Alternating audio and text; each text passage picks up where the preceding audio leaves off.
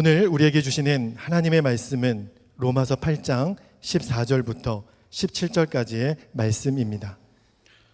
하나님의 영으로 인도함을 받는 사람은 누구나 다 하나님의 자녀입니다. 여러분은 또다시 두려움에 빠뜨리는 종살이의 영을 받은 것이 아니라 자녀로 삼으시는 영을 받았습니다. 그래서 우리는 그 영으로 하나님을 아빠, 아버지라고 부릅니다. 바로 그때의 그 성령이 우리의 영과 함께 우리가 하나님의 자녀임을 증언하십니다. 자녀이면 상속자이기도 합니다. 우리가 그리스도와 함께 영광을 받으려고 그와 함께 고난을 받으면 우리는 하나님이 정하신 상속자요, 그리스도와 더불어 공동 상속자입니다. 자, 하나님, 아버지 나의 하나님이란 제목의 말씀을 오늘 여러분과 같이 나누려고 합니다. 저희 딸들이 저에게 한번 물었어요. 아빠는 왜 자꾸 아버지 그러냐고. 자기가 아버지면서 계속 아버지 그러냐고. 할아버지가 어디 계시냐고.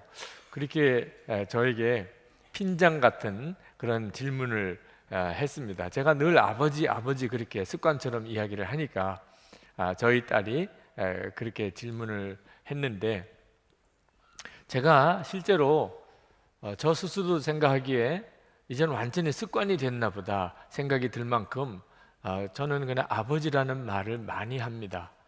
말씀을 준비하다가도 아버지, 말씀 준비가 좀 끝났을 때도 아버지, 자리에 누웠을 때도 아버지, 일어나도 아버지. 제가 아버지라는 이런 고백을 수시로 이렇게 하게 된 것은 어느 날 저희 딸이 아빠 그러고 저를 부르고 오는 것을 보면서 제 마음속에 느껴지는 특별한 느낌이 있었습니다. 딸이 아버지에게 아빠라고 하고 이렇게 부르면서 다가오는 것을, 아버지의 입장에서 그것을 들을 때 너무나 마음이 좋더라고요. 뭐 돈을 날릴 수도 있고 저를 힘들게 하는 이야기를 할 수도 있겠지만, 그래서 딸이 아빠라고 부르고 저에게 다가오는 것이 그렇게 좋더라고요. 여기 아버지 되시는 분들은 그 느낌 아시죠? 네, 그 자녀들이 아빠라고 부르고 아버지라고 부를 때, 처음 아이가 말을 배울 때, 그때 그 아이의 입에서 아빠라고 이렇게 부를 때 그 느낌이 정말 놀랍더라고요. 그때 하나님께서도 내가 아버지라고 이렇게 부르며 기도할 때, 어떤 때는 너무 슬퍼서도, 어떤 때는 너무 힘들어서도 그렇게 기도했을 때가 있었지만, 아버지라고 부르면서 기도할 때 하나님이 들으시는 느낌이 어떨까 하는 게 깨달아지더라고요. 하나님이 내가 아버지라고 부를 때 얼마나 하나님 마음이 기쁘실까. 그래서 그 다음부터는 저는 수시로 아버지라고 부릅니다. 아버지라고. 여러분, 우리가 예수를 믿고 하나님을 아버지라고 부르게 된 일이 얼마나 놀라운가를 아실 필요가 있습니다. 이미 여러분들 중에도 상당히 습관이 되어서 그저 아무렇지도 않게 별 느낌 없이 하나님 아버지, 아버지 하나님, 또는 그냥 아버지 이렇게 부르시는 분들이 있으시겠지만 놀라운 일입니다. 여러분 안에 성령님이 계시다는 부인할 수 없는 증거입니다. 여러분이 아버지라고 고백하는 순간에 여러분 안에 성령님이 계시다는 것에 대한 너무나 놀라운 확인입니다. 15절 말씀에 여러분은 또 다시 두려움에 빠뜨리는 종살이의 영을 받은 것이 아니라 자녀로 삼으시는 영을 받았습니다. 그래서 우리는 그 영으로 하나님을 아빠, 아버지라고 부릅니다. 우리 안에 계시는 성령에 의하여 우리가 하나님을 아버지라고 부르는 겁니다. 그래서 우리가 하나님을 아버지라고 부르는 순간에 확증되는 일이 있습니다. 우리가 하나님의 자녀라는 것. 그건 성령님이 확증해 주시는 겁니다. 내가 아버지라고 부르긴 했지만 성령께서 내가 하나님의 자녀라고 하는 사실을 확증해 주신다는 겁니다. 16절입니다. 바로 그때 그 성령이 우리의 영과 함께 우리가 하나님의 자녀임을 증언하십니다. 그러니까 우리가 하나님을 아버지라고 부르는 일은 행복한 일이고 놀라운 일이고 너무나 복된 일입니다. 근데 성령께서 우리를 아버지라고 하나님께 부르게 하시는 성령께서 오늘 15절에 보니까 자녀로 삼으시는 영이라고 그렇게 표현했습니다. 이 말은 무슨 뜻이냐면 원래 자녀가 아니었다는 겁니다. 우리가 본래는 하나님의 자녀가 아니었습니다. 본래부터 하나님의 아들이신 경우는 예수 그리스도밖에 없으십니다. 우리는 다 본래는 죄의 자녀, 마귀의 자식이었습니다. 그런데 예수님을 영접하고 성령님께서 우리 안에 오시게 되므로 우리는 하나님의 자녀가 되었습니다. 이 말은 양자가 됐다는 뜻입니다. 원래는 자녀가 아닌데 중간에 자녀 삼았기 때문에 양자가 된 거죠.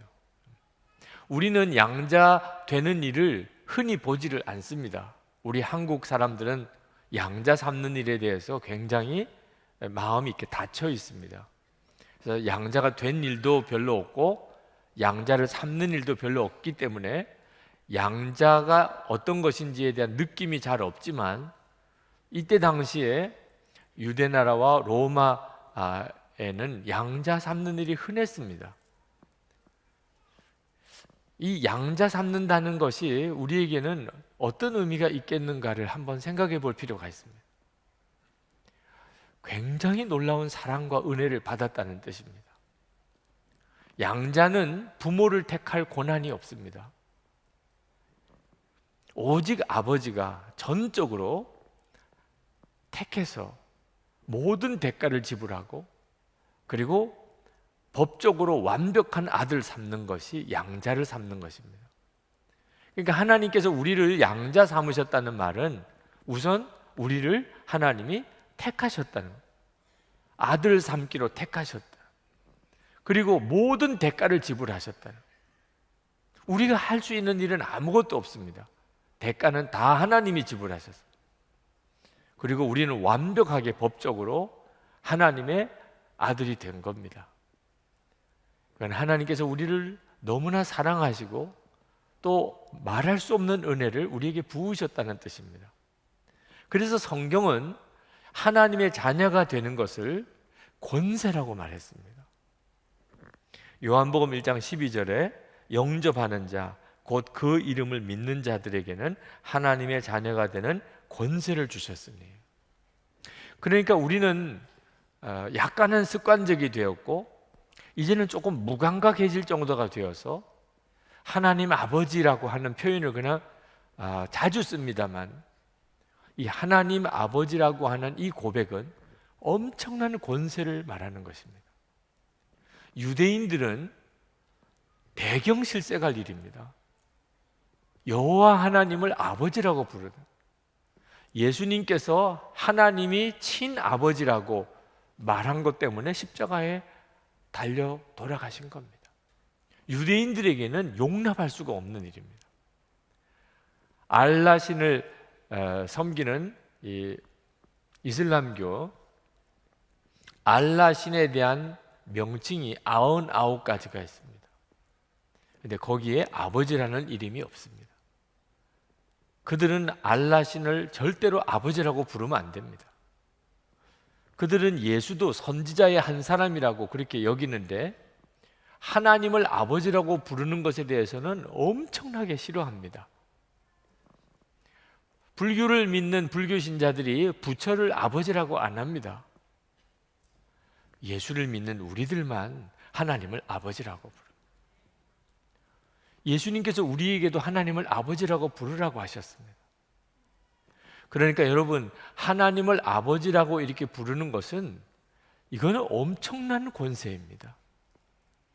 오늘 여러분들이 그냥 그동안에 하나님 아버지 그렇게 자연스럽게 그저 별 느낌 없이 기도하셨다고 한다면 이제부터는 권세가 있는 믿음으로 하나님을 아버지라고 부르고 기도하실 수 있게 되기를 바랍니다. 첫 번째는 하나님을 아버지라고 부른다는 것은 말할 수 없이 놀라운 하나님과의 친밀함을 가졌다는 뜻입니다.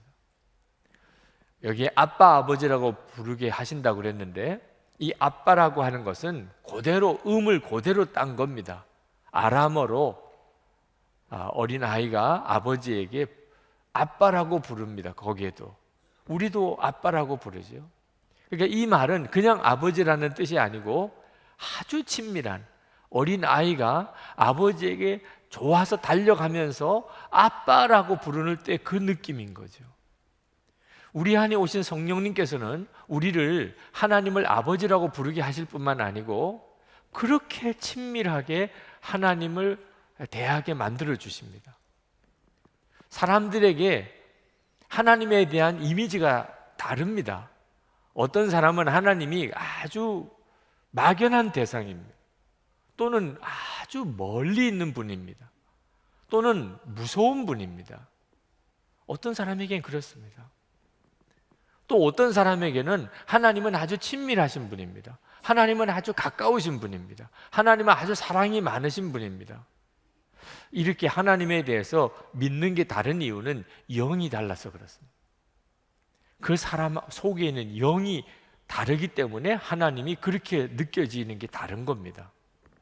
15절에 보면은 또다시 두려움에 빠뜨리는 종살이의 영을 받은 것이 아니라 그렇게 썼습니다. 하나님이 두려운 사람은 두려움에 빠뜨리는 종살이의 영을 가지고 하나님을 바라보기 때문에 그렇습니다.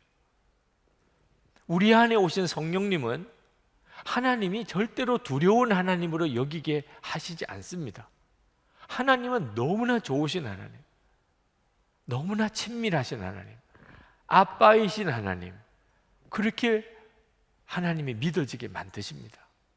그리고 인생이 바뀌는 겁니다. 하나님에 대해서 믿어지는 게 바뀌면서 삶이 달라지는 겁니다. 예수전도단에 플로이드 맥클랑 선교사님이라고 계신데 이분이 남아프리카 공화국에 있는 어느 마을을 찾아갔다가 거기서 10대 소녀 한 소녀 상담을 했습니다. 상담을 하고 싶다고 왔는데 아무리 귀를 기울여 그 소녀가 이야기하는 것을 무슨 내용인지 들으려고 했는데도 종잡을 수가 없어요. 이 이야기 했다가 저 이야기 했다가.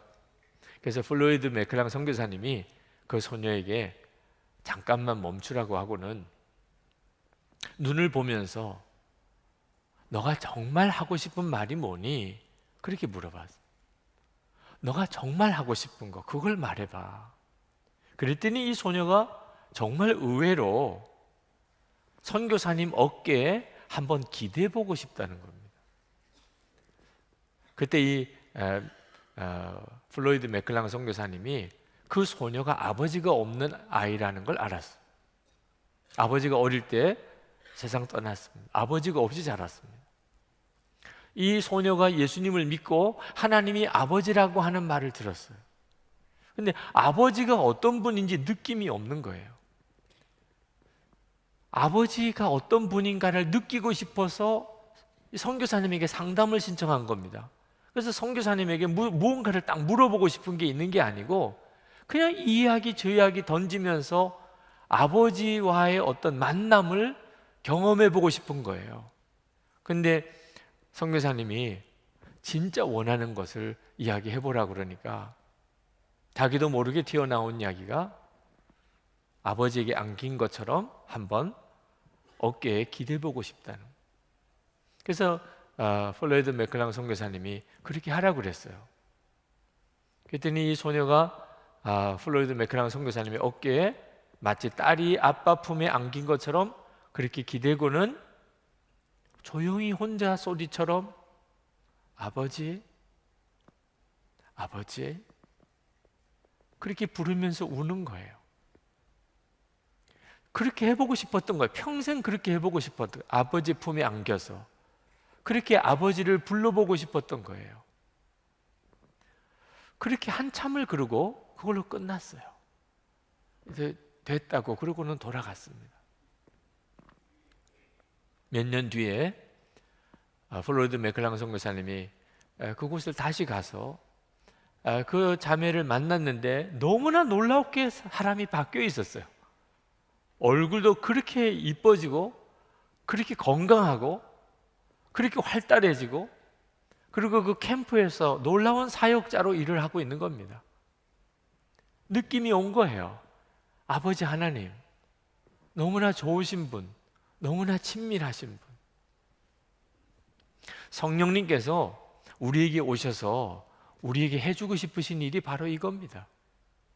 하나님이 너무나 좋으신 아빠라는 거예요. 그것을 믿게 해주려고 하시는 거예요. 이건 엄청난 권세예요. 인생을 바꾸는 거예요. 여러분 중에도 하나님이 그렇게 좋은 진짜 내 아빠일까 잘 믿어지지 않으시는 분이 있으실 겁니다. 성령께서는 믿어지게 해주십니다. 가장 확실한 증거가 십자가예요. 십자가를 보여주십니다. 십자가를 보는 눈을 열어주세요. 여러분, 부모님이 내 친부모인지 아닌지 꼭 DNA 검사, 유전자 검사를 해봐야 아는 거 아닙니다. 내 가장 구질구질하고 힘들고 어려울 때 섬겨주시는 거 보면 금방 압니다. 부모는 자식이 가장 힘들고 어려울 때 그 똥 오줌 가려주는 거 보면 금방 부모구나 아닌 거 압니다. 부모에게 있어서 자녀에게 대하여는 더러운 게 없습니다. 십자가는 부인할 수 없는 증거예요. 하나님이 우리 아버지시구나. 아버지가 아니면 하실 수가 없어요. 그렇게 하실 수가 없어요. 당신의 독생자인 예수 그리스도를 누구를 위해서 내어주십니까? 우리를 자녀 삼으시니까 그렇게 하신 거예요. 성령께서 십자가를 통하여 하나님이 우리 아버지 되신 것을 계속 우리에게 확인시켜주고 계십니다. 그러나 하나님이 우리의 좋으신 아버지 되신 거하고 실제로 하나님과 친밀히 교제하는 것은 조금 다른 문제입니다. 여러분, 탕자 이야기를 다 아실 겁니다. 예수님께서 탕자 이야기를 하셨는데 탕자가 아버지를 떠나서 유산을 아버지부터 달라고 그래서 그리고는 세상에 나가서 허랑방탕하게 살았습니다. 아버지가 싫었어요. 아버지 집이 갑갑했어요. 아버지는 가까이 하기는 너무나 먼 당신이었어요. 그래서 아버지를 떠난 겁니다. 그러나 여전히 아버지와 아들 관계는 변함이 없었습니다. 단 하나 아버지와 같이 살지 않는다는 것뿐이죠. 지금도 이렇게 교회를 나오시지만 영적으로는 탕자처럼 사시는 분들이 있으실 겁니다. 하나님 아버지는 너무 멀리 계세요. 적어도 내 마음에는. 하나님 아버지는 나에게 있어서 너무 갑갑하신 분이에요. 가까이 하기에는 너무 먼 당신이에요. 교회를 나오면서도요, 영적으로는 탕자처럼 사시는 분들이 있습니다.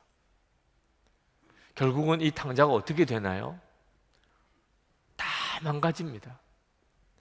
돼지 치는 신세로 전락하고 그나마도 그 돼지 열매도 제대로 먹지 못해서 굶어 죽게 생겼습니다. 그때도 아버지는 계셨어요. 함께 살지 않은 것뿐이지. 하나님이 내 아버지라고 하는 것은 알지만 하나님과 친밀하지 않으면 하나님이 내 아버지라는 게 내게 아무 의미가 없는 것처럼 보일 수 있습니다. 결국은 이 탕자가 아버지에게 돌아오지요. 그때부터 이 탕자의 삶은 완전히 새로워집니다. 아버지와 함께 사는 거니까. 물론 너무 뻔뻔하다고 느껴져서 내가 아들이라고 칭함을 감당할 수 없겠나이다. 그랬지만 아버지는 탕자를 아들로 받았습니다. 그리고 탕자의 삶은 완전히 새로워진 거죠. 이것이 성령님께서 지금 우리에게 해주고 싶어 하시는 거예요.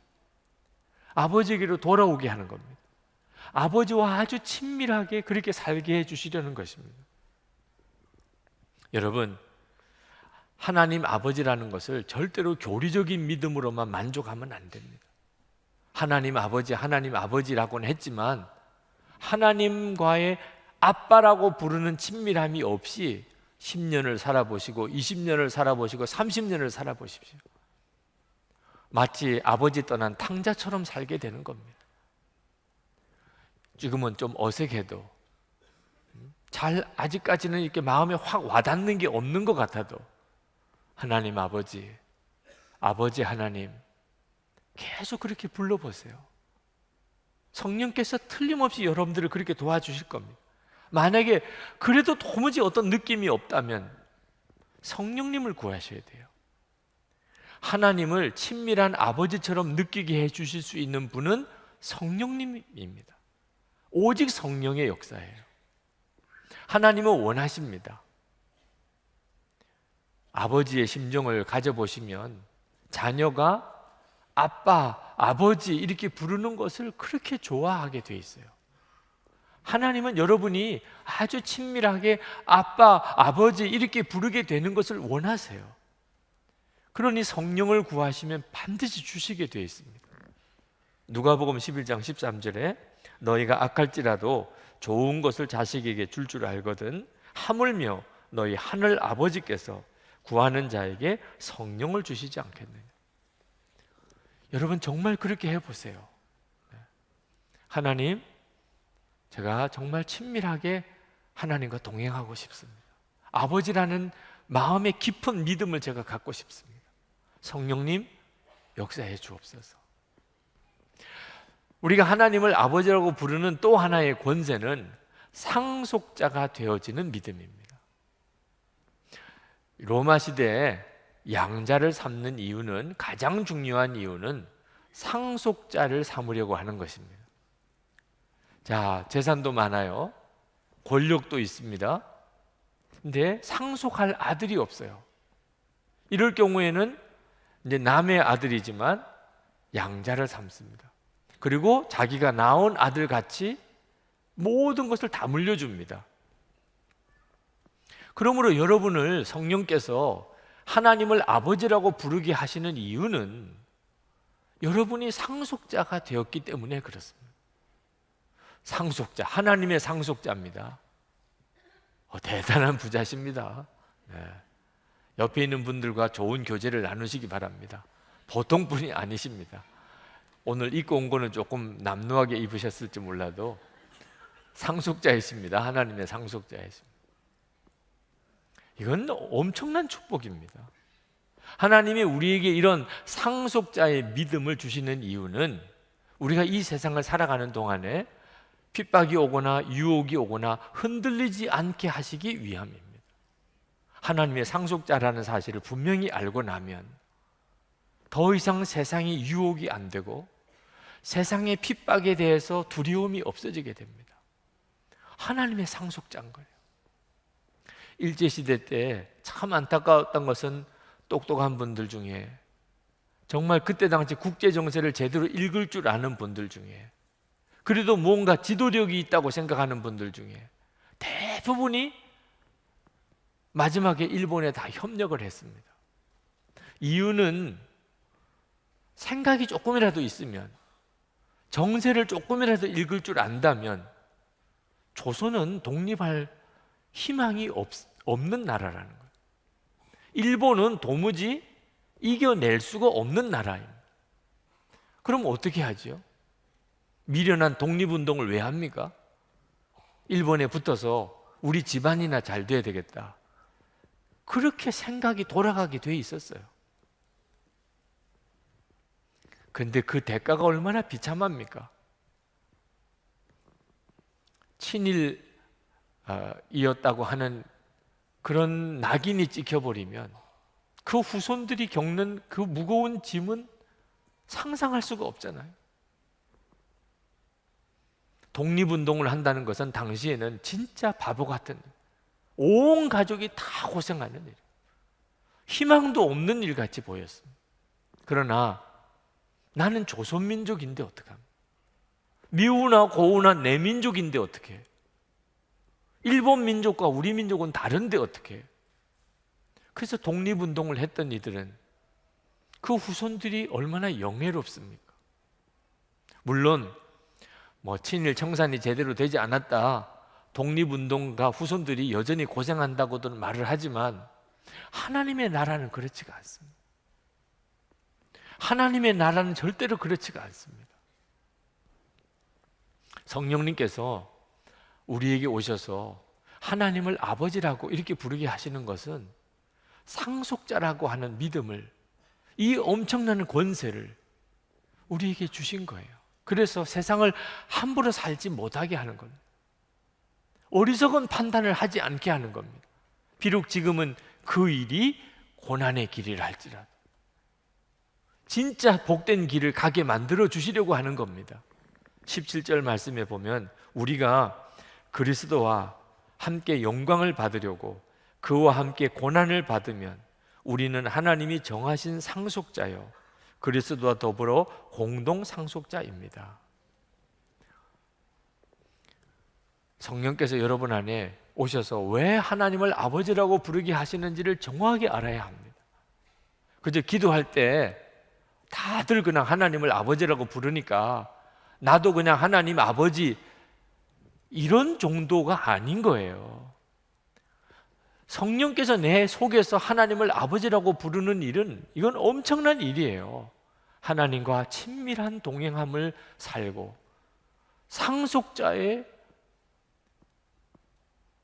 자부심을 갖는, 상속자가 가지는 담대함을 갖는 겁니다. 그리고 고난도 두려워하지 않게 만드는 거예요. 선한목자교회가 굉장히 어려운 때를 보냈었습니다. 교회의 존폐가 위기에 올 정도로 어려웠습니다. 지금 우리가 이렇게 본당에서 예배를 드리지만 이런 예배를 드릴 수 있을 거라고 믿어지지 않을 그런 때가 있었습니다. 교회가 이렇게 어려움에 처하게 되니까 교인들이 둘로 갈라져요. 하나는 떠나는 사람입니다. 뭐 소망이 없으니까요. 이건 뭐 감당할 수가 없는 문제니까. 그러니까 떠났어요. 충분히 이해할 수 있습니다. 그러나 떠날 수 없는 사람들이 있었어요. 소수였긴 하지만 떠날 수가 없었어요. 그들은 그냥 눈물 쏟았지만 떠날 수가 없었어요. 자기 걸 다 쏟아 넣으면서 헌신했지만 떠날 수가 없었어요. 내 교회니까 떠날 수가 없었어요. 그랬던 이들의 헌신을 통해서 교회가 다시 회복됐어요. 위기를 넘어갔어요. 하나님의 나라도 똑같습니다. 하나님의 나라도 고난이 온다고 하나님의 말씀에서 벗어날 수가 없어요. 하나님의 자녀, 하나님의 상속자들은 그렇습니다. 위기가 온다고, 핍박이 온다고, 심지어 순교할지라도 떠날 수가 없어요. 이미 우리 안에 하나님의 성령이 오셨기 때문에. 지금 우리 교회는 큰 위기를 넘어섰습니다. 지금은 우리 교회를 보고 위기 상황이라고 그렇게 별로 느껴지지 않아요. 오히려 좋은 교회라고 소문이 많이 난 편이기도 합니다. 그러나 어떤 뜻에서는 영적으로는 위기에 처해져 있는지도 몰라요. 왜냐하면 진짜 교회를 사랑하는 사람이 누군지를 알기가 어려운 거예요. 위기 상황에서는 금방 알 수 있었어요. 그냥 남아있는 사람이 그 사람이에요. 남아있으면 말할 수 없이 어려운데 그냥 남아있으니까 금방 알 수가 있었어요. 교회를 사랑하시는 분이. 아주 바보 같은 분들이었죠. 근데 지금은 교회가 편안하니까 유명한 교회가 됐기 때문에 오히려 진짜 교회를 사랑하는 사람을 보기가 찾아 구별하기가 쉽지 않습니다. 물론 교회 안에 세세히 들어와서 섬겨보면 여전히 어려운 일이 많습니다. 여러분이 그 점을 놓치지 않게 되길 바랍니다. 하나님의 나라에 대해서 눈이 뜨이게 해주세요. 그리고 그 하나님의 나라를 위해서 어떤 고난도 감수하고 그 길을 가게 하시는 분이 성령님이세요.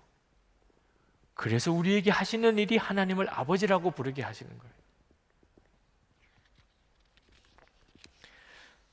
설교를 준비하면서 하나님을 아버지라고 부르는 이 고백이 참으로 놀랍지만 성령님의 진정한 원함은 하나님과의 친밀함 속에 사는 거고 상속자라고 하는 그런 당당함을 가지고 사는 거라는 것을 깨닫게 하시고, 그리고 우리 교인들 중에 실제로 그와 같은 분이 몇이나 될까 하는 생각을 해보았습니다.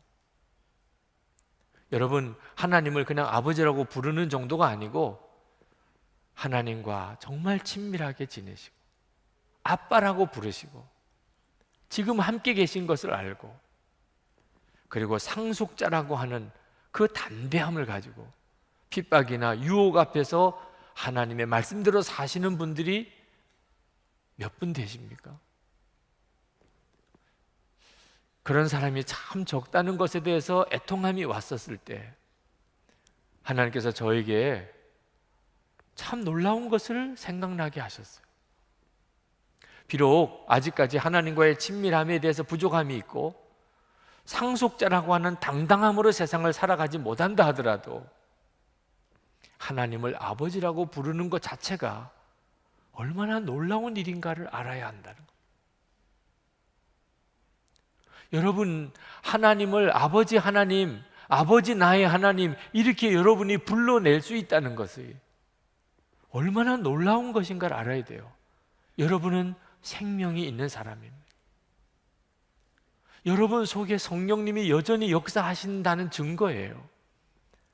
성령의 충만함은 지금도 내 속에서 역사하시는 성령님이 깨달아지는 사람, 여러분 안에 하나님을 아버지라고 부르게 하시는 그 성령의 역사를 작게 여기든 크게 여기든 그건 우리가 할 일이에요. 그건 사람에 따라 다릅니다. 근데 그 결과가 엄청나요. 내가 하나님을 아버지라고 부르고 있잖아. 내가 오늘도 하나님을 아버지라고 부르고 있네. 이건 너무나 놀라운 일이잖아. 내가 하나님을 아버지라고 부르면서 성령님의 역사를 보아요. 이런 분들은 반드시 하나님과의 깊은 친밀함으로 나아갑니다. 그리고 상속자의 당당함으로 세상을 이깁니다. 근데 하나님을 아버지라고 그렇게 부르면서도 불렀는지도 기억이 안 나. 하나님을 내가 아버지라고 불렀는지도 기억이 안 나요. 그런 10년을 믿어도 20년을 믿어도 여전히 그 모양입니다. 성령의 역사하심에 대하여 눈이 열리지 않으니까. 빌리그리암 목사님께서 성령의 체험을 사모하는 성도들에게 들려줄 좋은 소식이 있는데, 그것은 우리가 더 이상 성령을 기다릴 필요가 없다는 것이다. 성령이 우리를 기다리고 계시기 때문이다. 우리는 약속만 받았던 시대에 사는 것이 아니라 성취의 시대에 살고 있는 것을 알아야 한다. 여러분, 성령의 충만함을 구하시는 분들에게 놀라운 축복의 소식이, 이미 성령님이 우리 안에 이미 이렇게 역사하고 계시다는, 하나님을 아버지라고 계속 부르게 만들어주고 계시다는, 그 성령님을 주목하세요. 그 성령의 역사를 주목하시라고요. 그러면 하나님께서 놀랍게 여러분을 이끄십니다. 한 번은 밤 12시에 캐나다에서 어느 여성도가 상담 전화를 해왔어요. 상담을 할 거면 받는 사람이 몇인지 알고나 전화를 해야 되잖아요. 밤 12시에 전화가 왔어요. 받아보니까 캐나다라는 거예요. 아니, 웬 국제전화가 이 밤에 오냐 했더니 이 자매가 집을 나설, 남편, 자식 다 버리고 집에서 도망갈 지금 직전에 전화를 한 겁니다. 남편이 너무나 의처증이 심해요. 이중인격자 같아요. 가정에서 폭력도 있어요. 자녀가 셋이지만 더 이상 살 수가 없어요. 근데 주변에 있는 사람들이 빨리 그 남편 떠나라, 빨리 어디 도망가라, 그래야 당신이 산다, 다들 그렇게 이야기를 해서 오늘 떠나야 되겠다. 그런데 마치 가방을 꾸려놓고 떠나려고 하는데 설교를 들었던 생각이 나요. 목사님의 설교를 들었던 기억이 납니다. 그래서 목사님의 전화번호를 메모해 두었었는데 전화를 한다는 거예요. 그러면서 목사님, 왜 하나님은 나를 버리셨나요? 왜 하나님은 나를 사랑 안 하시나요? 왜 내 기도는 들어주시지 않으시냐? 하나님이 나를 사랑하신다는 것만 느끼게 해줘도, 정말 하나님이 나를 뜨겁게 사랑하신다는 것만 그냥 알게 해주셔도, 상황은 안 변해도 좋으니까 나는 얼마든지 더 견딜 수 있겠습니다. 그런데 지금은 나는 하나님이 나를 사랑하신다는 것을 난 믿을 수가 없어요. 제가 그 자매에게 물었어요. 기도하실 때 하나님 아버지라고 부르시나요? 그러니까 그렇다고 그랬어요. 오늘 이 설교의 내용을 전해 주었어요. 하나님을 아버지라고 부르는 일은 어떤 역사 때문에 가능한 일인지 아십니까? 성령 하나님께서 성도님 안에 계십니다. 성도님 안에 임하셨어요. 성도님은 하나님이 나를 사랑하신다는 것을 느끼기만이라도 해주면, 정말 뜨겁게 나를 사랑하신다는 것만 내가 확실히 알 수만 있다면 나는 더 견딜 수 있겠다고 말하셨죠.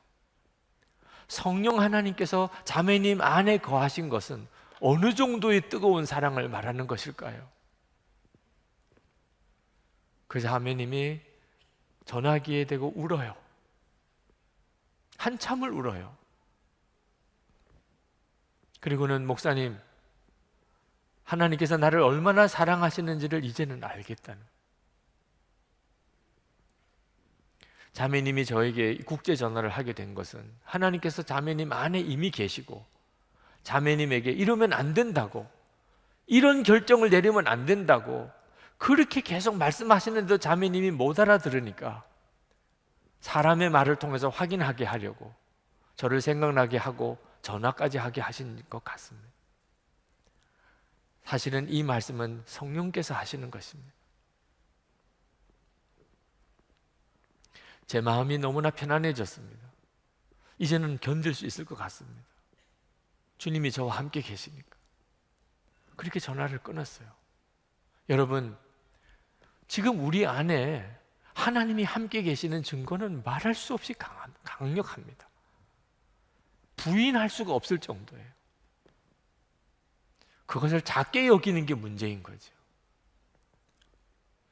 하나님 아버지 이렇게 부르는 것은 놀라운 일입니다. 이건 놀라운 일이에요. 그리고 여러분 기도하십시오. 하나님 더 역사해 주세요. 그저 하나님을 아버지라고 이렇게 습관적인 것처럼 그렇게 부르는 데서 만족할 수가 없어요. 성령님은 그렇게 하려고 하신 게 아니니까 하나님과의 그 친밀함 속에 들어가게 하려고, 그리고 상속자의 그 당당함을 갖게 하려고 그렇게 역사하신 것이니까 성령님께서 여러분들을 계속 이끄실 것입니다. 그 놀라운 축복의 삶으로 인도하실 것입니다. 오늘 우리가 성찬을 받는 것도 그렇습니다. 여러분, 주님이 진짜 어디 계시지요? 나의 주님 어디 계십니까? 우리와 함께 계세요. 근데 도무지 믿을 수가 없어 해요. 성찬을 통해서 주님은 확인시켜주고 계십니다. 이 떡과 포도즙을 먹고 마실 때 주님은 나를 기념하라고 하셨어요. 우리 주님이 다시 오실 때, 눈으로 주님을 배울 수 있을 때 주님은 이렇게 우리와 함께 계심을 확인시켜 주시는 거죠. 오늘 성찬을 받으실 때 여러분들 안에 여러분과 함께 계신 하나님 눈이 열리게 되기를 축복합니다. 이제 같이 기도하고 성찬을 받으시겠는데, 주님 제 눈을 열어주세요. 아버지 하나님, 제게 하나님을 향한 그 간절함, 그 친밀함, 그 상속자의 당당함을 하나님 저에게 눈 열어 보여주세요. 성령님 제게 역사해 주옵소서. 우리 통성으로 기도하고 성찬을 받겠습니다.